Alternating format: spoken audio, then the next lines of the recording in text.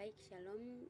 Saya mewakili kelompok 4 akan mempresentasikan hasil kerja kami, di mana kami akan membahas tentang kritik teks, yaitu kami ambil teks Alkitabnya dalam 2 Samuel 6 ayat 1 sampai ayat yang ke-23. Baik, saya akan memperkenalkan anggota-anggota saya. Yang pertama, saya sendiri sebagai moderator, Joinda Itafuli. Yang kedua, anggota-anggota saya sebagai pemateri, Robinson Maima Vanseni, Raisa Odelia Buan, Nila Mohin, Anggrita Rambulu Baawa, dan yang terakhir Delila Amnifu. Baik, sekian perkenalan kami. Saya akan mempersilakan teman-teman saya untuk selanjutnya membacakan materi kami. 2 Samuel 6 ayat 1-23 tentang Tabut dipindahkan ke Yerusalem. Daud mengumpulkan pula semua orang pilihan di antara orang Israel, 30.000 orang banyaknya.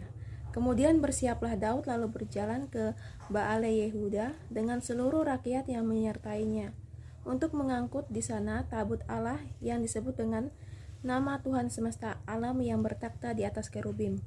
Mereka menaikkan tabut Allah itu ke dalam kereta yang baru setelah mengangkatnya dari rumah Aminadab yang ada di atas bukit. Uza berjalan di samping tabut Allah itu, sedangkan Ahio berada di depan tabut itu. Daud dan seluruh kaum Israel menari-nari di hadapan Tuhan dengan sekuat tenaga, diiringi nyanyian kecapi, gambus, rebana, kelentung, dan ceracap. Ketika mereka sampai ke tempat pengikiran Hakon, maka Uza mengulurkan tangannya kepada tabut Allah itu, lalu memegangnya, karena lembu-lembu itu tergelincir. Maka bangkitlah murka Tuhan terhadap Uza, lalu Allah membunuh dia di sana karena ketelodarannya. Ia mati di sana dekat tabut Tuhan Allah itu. Ketika mereka sampai ke tempat pengikiran Hakon, maka Uza mengulurkan tangannya kepada tabut Allah itu, lalu memegangnya, karena lembu itu tergelincir. Maka bangkitlah murka Tuhan terhadap Uza, lalu Allah membunuh dia di sana karena ketelodarannya. Ia mati di sana dekat tabut Allah itu. Daud menjadi marah karena Tuhan telah menyambar Uza sedemikian hebatnya. Maka tempat itu disebut orang Peres Uza sampai sekarang. Pada waktu itu Daud menjadi takut kepada Tuhan, lalu berkata, "Bagaimana tabut itu dapat sampai kepadaku?" Sebab itu Daud tidak mau memindahkan tabut Tuhan itu ke tempatnya ke kota Daud. Tetapi Daud menyimpan dan membawanya ke rumah Obed-Edom orang Gad itu. 3 bulan lamanya tabut Tuhan itu tinggal di rumah Obed-Edom orang Gad itu, dan Tuhan memberkati Obed-Edom dan seisi rumahnya. Dia beritahukan kepada Raja Daud demikian, Tuhan memberkati seisi rumah Obed-Edom dengan segala yang ada padanya oleh karena tabut Allah itu. Lalu Daud pergi mengangkat tabut Allah itu dari rumah Obed-Edom ke kota Daud dengan sukacita. Apabila pengangkatan tabut Tuhan itu melangkah maju 6 langkah, maka ia mengorbankan seekor lembu dan seekor anak lembu gemukan. Dan Daud menari-nari di hadapan Tuhan dengan sekuat tenaga. Ia berbaju efod dari kain lenan. Daud dan seluruh orang Israel mengangkat tabut Tuhan itu dengan diiringi sorak dan bunyi sangkakala. Ketika tabut Tuhan itu masuk ke kota Daud, maka Mikal anak perempuan Saul menjenguk dari jendela. Ia melihat Raja Daud meloncat-loncat serta menari-nari di hadapan Tuhan, sebab itu ia memandang rendah Daud dalam hatinya. Tabut Tuhan itu dibawa masuk lalu diletakkan di tempatnya di dalam kemah yang dibentangkan Daud untuk itu. Kemudian Daud mempersembahkan korban bakaran dan korban keselamatan di hadapan Tuhan. Setelah Daud selesai mempersembahkan korban bakaran dan korban keselamatan, diberkatinyalah bangsa itu demi nama Tuhan semesta alam. Lalu bangkitlah mereka kepada seluruh bangsa itu, kepada seluruh kayak ramai Israel, baik laki-laki maupun perempuan, kepada masing-masing sekuntul roti bondar, sekerat daging dan sepotong kue kismis. Sesudah itu pergilah seluruh bangsa itu masing-masing ke rumahnya. Ketika Daud pulang untuk memberi salam kepada seisi rumahnya, maka keluarlah Mikal binti Saul mendapatkan Daud. Katanya, "Betapa raja orang Israel yang menelanjangi dirinya pada hari ini di depan mata budak-budak perempuan dan para hambanya merasa dirinya paling terhormat hari ini, seperti orang yang hina dengan tidak malu-malu menelanjangi dirinya. Tapi berkatalah Daud kepada Mikal di hadapan Tuhan yang telah memilih aku dengan menyisihkan ayahmu dan segenap keluarganya untuk menunjukkan aku menjadi raja atas umat Tuhan, yakni Israel. Di hadapan Tuhan aku menari-nari. Bahkan aku akan menghinakan diriku lebih daripada itu. Engkau yang memandang aku rendah, tetapi bersama-sama budak-budak perempuan yang kau katakan itu, bersama-sama merekalah aku mau dihormati. Mikal binti Saul tidak mendapat anak sampai hari matinya. Shalom, perkenalkan nama saya Robinson Bame Vansini, kelas C semester 3. Di sini saya akan menjelaskan tentang persamaan dan perbedaan dari kitab 2 Samuel 6 ayat 1 sampai 23 dan 1 Tawarik 13 ayat 1 sampai dengan 14.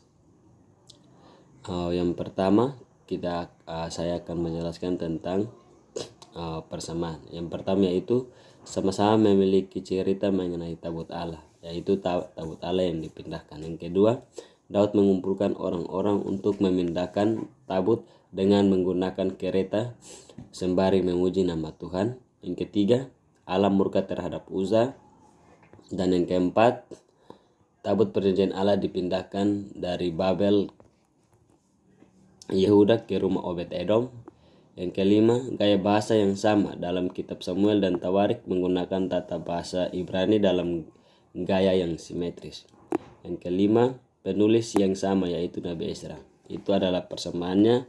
Lalu yang berikut yaitu perbedaan. Di sini perbedaan yang terdapat yaitu tahun penulisan yang berbeda. Kitab Samuel ditulis pada zaman raja-raja, sedangkan kitab Tawarik ditulis pada zaman nabi-nabi. Yang kedua, waktu penulisan kitab 1 Tawarik dituliskan dalam kurun waktu antara tahun 450 sampai 425 sebelum Masehi. Sedangkan kitab Samuel ditulis sekitaran tahun 1070-an sebelum Masehi, saat sebelum kematian Daud. Baik, saya atas nama Nila Muing. Di sini saya akan melanjutkan materi yaitu pokok teologis. 2 Samuel melanjutkan sejarah yang bersifat nubuat dari sifat teokratis kerajaan Israel. Kitab ini secara mendalam mengilustrasikan dari kehidupan pribadi dan pemerintahan Daud, syarat-syarat perjanjian sebagaimana dikemukakan Musa dalam kitab Ulangan. Ketaatan pada perjanjian menghasilkan bakat-bakat Allah. Pengabaian hukum Allah mengakibatkan kutukan dan hukuman. Yang berikut kesimpulan. Tabut Allah adalah simbol kehadiran Tuhan di tengah-tengah bangsa Israel. Keberadaan tabut Allah menjadi sebuah pengingat bagi kita bahwa sejak awal Tuhan ingin berada di tengah-tengah umatnya. Dia ingin sebuah hubungan yang intim dengan manusia, di mana Tuhan ambil bagian dalam setiap aspek kehidupan manusia. Dia ingin berbicara langsung dengan umatnya, mendengarkan mereka, memberi pertolongan dan bahkan berperang ganti mereka untuk memberikan kemenangan. Hal itu tidak pernah berubah. Itulah sebabnya Tuhan menjadi manusia dalam wujud Yesus Kristus dan menebus manusia di kayu salib, supaya yang percaya kepadanya diselamatkan dan Tuhan kembali tinggal di tengah-tengah kehidupan manusia melalui kehadiran Roh Kudus dalam hidup setiap orang percaya. Jadi baik, saya akan melanjutkan refleksi teologinya. Tema hormati Allah.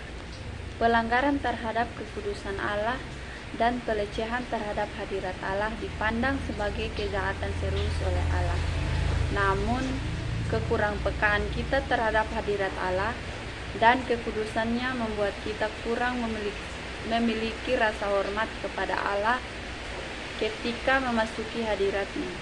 Pasal ini memperlihatkan bahaya kurangnya sensitivitas terhadap hadirat dan kekudusan Allah. Dengan dijadikan Yerusalem sebagai pusat pemerintahan, membuat Daud ingin menempatkan tabut Allah di kota itu sebagai lambang kehadirannya dalam kurung 1-3. Namun sayangnya pemindahan tabut dilakukan tidak sesuai dengan aturan Tuhan. Terdapat dalam Keluaran 25 ayat 12-15. Tabut dibawa dengan kereta, padahal seharusnya diusung oleh orang Lewi dari keluarga Kehat. Terdapat dalam Bilangan 4 ayat 15. Pelanggaran terhadap lagi saat lembu-lembu yang menghela kereta itu tergelincir. Usa yang mengkhawatirkan jatuhnya tabut, kemudian memegang tabut itu. Ini mengakibatkan Tuhan marah dan menjatuhkan hukuman mati kepada Usa. Terlalu berlebihankah hukuman mati itu bila dibandingkan dengan kesalahan Usa? Daud menganggap demikian dan ini membuat dia marah. Padahal tidakkah menyentuh tabut merupakan hal terlarang? Menyentuhkan berarti mati. Dalam hal ini, Usa tidak melihat perbedaan antara tabut dan barang berharga lain. Maksud Usa mencegah terjatuhnya tabut tidak salah, tetapi tak ada kepekaan mengenai kekudusan tabut itu. Orang Lewi saja dilarang menyentuhnya. Mikal, istri Daud, juga tidak memiliki sensitivitas terhadap hadirat Allah. Ia melecehkan suaminya yang merendahkan diri di hadirat Allah. Penulis 2 Samuel menyatakan bahwa Mikal tak memiliki anak hingga akhir hayatnya. Kisah dan pasal ini memberikan peringatan keras bagi kita. Hadirat Allah dan kekudusannya tidak bisa kita pandang remeh. Dia Allah dan berada di hadiratnya, mengharuskan kita untuk memiliki sikap hormat dan bicara soal kekudusannya.